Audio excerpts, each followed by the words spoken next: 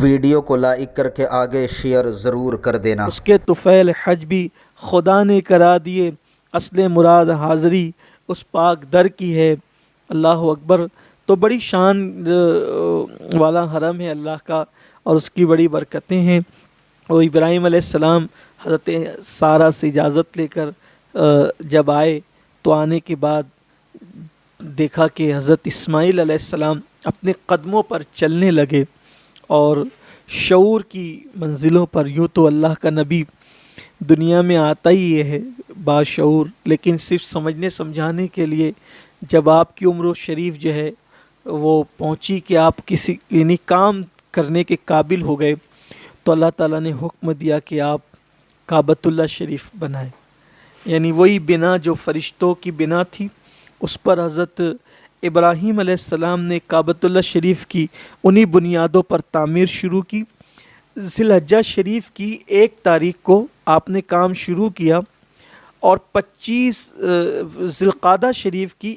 1 تاریخ کو، یعنی ذی الحجہ سے پہلا جو مہینہ آتا ہے شوال کے بعد والا، اور بقرعید سے پہلے والا، بیچ کا جو مہینہ ذی القعدہ جو ہوتا ہے، اور ذی القعدہ کی 1 تاریخ کو آپ نے کعبہ شریف کی تعمیر شروع کی، اور ٹھیک 25 ذی القعدہ کو آپ نے کعبۃ اللہ شریف کو مکمل کر لیا۔ یعنی تقریباً 25 دن کے اندر اندر حضرت ابراہیم علیہ السلام نے کعبہ مکمل تعمیر کیا۔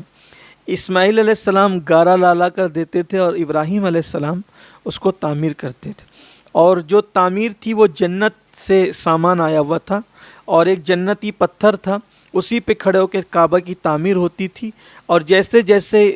دیوار بڑھتی جاتی تھی وہ جو ہے وہ پتھر بھی اٹھتا چلا جاتا تھا، اوپر اٹھتا چلا جاتا، اور گویا کہ سیڑھیوں کا کام کر رہا تھا، یا یہ کہہ لیں کہ جو ہے وہ پتھر جو ہے وہ لفٹ کا کام کر رہا تھا کہ اوپر ہوتا جاتا تھا، اور آپ کعبہ تعمیر کرتے جاتے تھے۔ جب کعبہ مکمل تعمیر ہو گیا 25 دنوں کے اندر، تو ابراہیم علیہ السلام نے اللہ سے عرض کی کہ مولا یہ تیرے حکم پہ میں نے عمل کیا ہے۔ اللہ نے فرمایا کہ ابراہیم مانگو میرے خلیل، کیا مانگتے ہو؟ عرض کی مولا کہ تو نے تو سبھی دیا ہے، حتیٰ کہ اپنا پکا دوست اور خلیل بھی بنا ہے، بس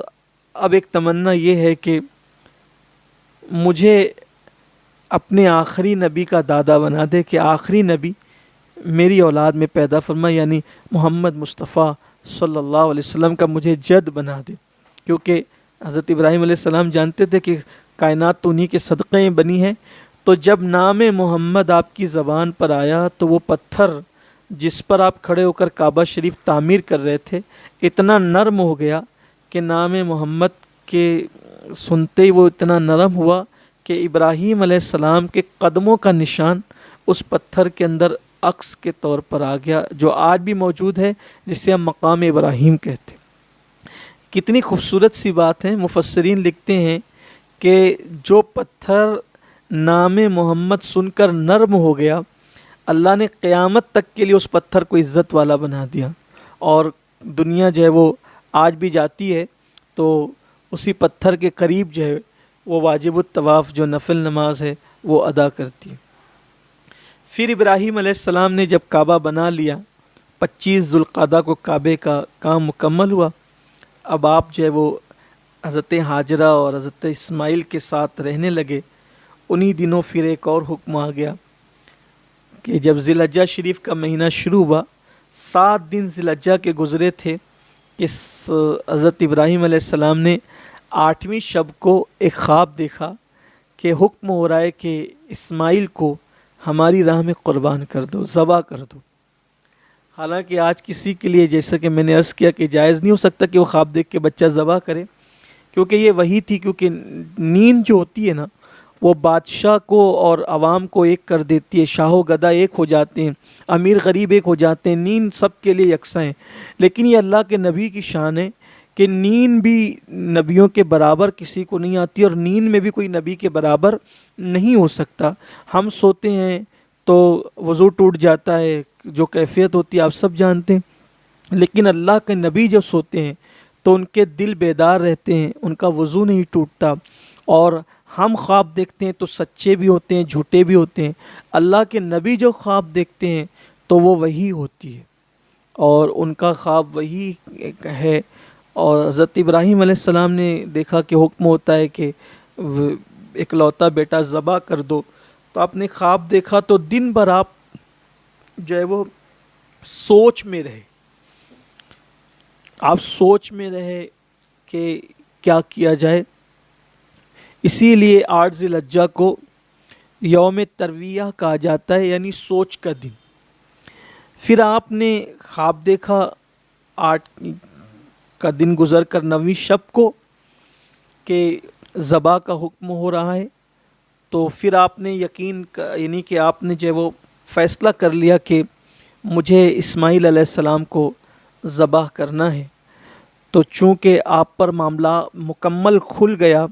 اور آپ نے پہچان لیا جو حکم دیا گیا تھا، اس لیے اس دن کو یوم العرفہ کہتے ہیں، پہچان کا دن۔ اور یوم العرفہ کہنے کی ایک وجہ یہ بھی ہے کہ اس دن عرفات میں حج بھی ہوتا ہے۔ اور پھر آپ نے اس حکم کو، اس کی تعمیل کر دی 10ویں ذی الحجہ کو، تو اس کو یوم النحر یوم نحر کہتے ہیں اس کو۔ اور جب آپ نے حضرت اسماعیل علیہ السلام کو ذبح کرنے کے لیے جو ہے وہ لے جانے لگے مینا کی طرف، تو آپ نے حضرت اسماعیل علیہ السلام کو جو ہے وہ واضح طور پر یہ کہا کہ میرے اللہ نے مجھے حکم دیا ہے کہ میں تمہیں ذبح کر دوں، تم کیا کہتے ہو؟ وہ کہا کہ آپ کو جو حکم ہوا ہے آپ بغیر جھجک اس پر عمل کریں کہ انشاءاللہ آپ مجھے صبر کرنے والا پائیں گے۔ اور ایک طویل واقعہ اس کے ساتھ بھی ہے کہ حضرت ابراہیم علیہ السلام جب لے جانے لگے تو چونکہ وہ آپ کی عمر شریف چھوٹی تھی، بعض مفسرین کے نزدیک آپ کی عمر 13 سال کی تھی، یعنی آپ جب سن بلوغ کو پہنچنے لگے تھے تب آپ کی عمر ہے۔ اس پر عمر شریف پر بھی متعدد اقوال ہیں، لیکن ہم اس کی تفصیل میں نہیں جاتے۔ اکثر جو بزرگوں کا قول ہے ہم وہ آپ کے سامنے پیش کر رہے ہیں کہ 13 سال کی لگ بھگ آپ کی عمر شریف رہی ہوگی تب آپ کو ذبح کرنے کے لیے لے جایا گیا۔ اور پھر جب آپ لے جا رہے تھے مینا کی طرف تو شیطان نے حضرت ہاجرہ کو ورغلانا چاہا، ماں تھی، کہ ابراہیم تمہارے بیٹے کو ذبح کرنے لے جانے۔ تو جناب ہاجرہ نے کہا کہ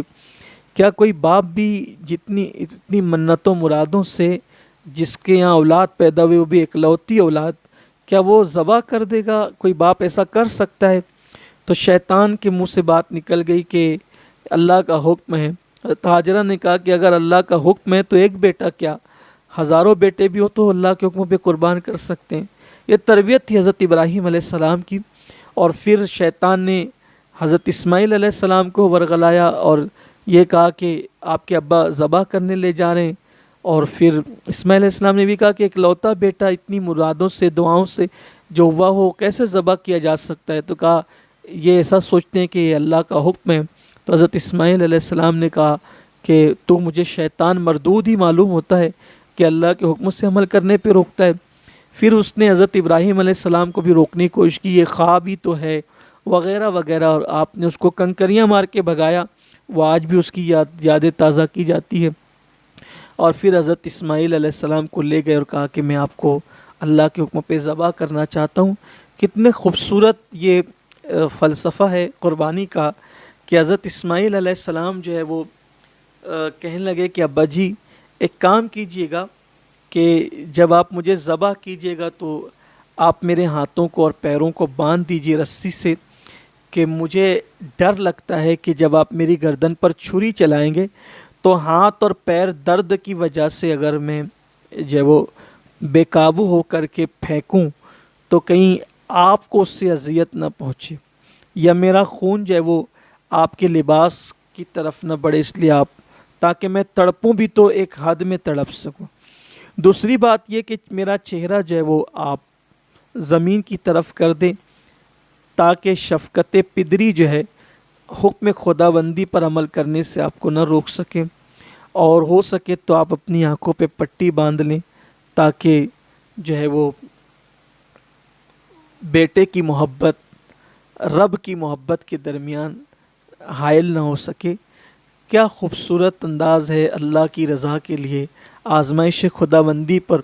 پورا اترنے کے لیے۔ اور پھر ایسا ہی ہوا کہ ابراہیم علیہ السلام نے جو ہے وہ گردن پر چھری رکھی، 10ویں ذی الحجہ تھی، اور بیٹے کے اکلوتے بیٹے کی گردن پر چھری تھی۔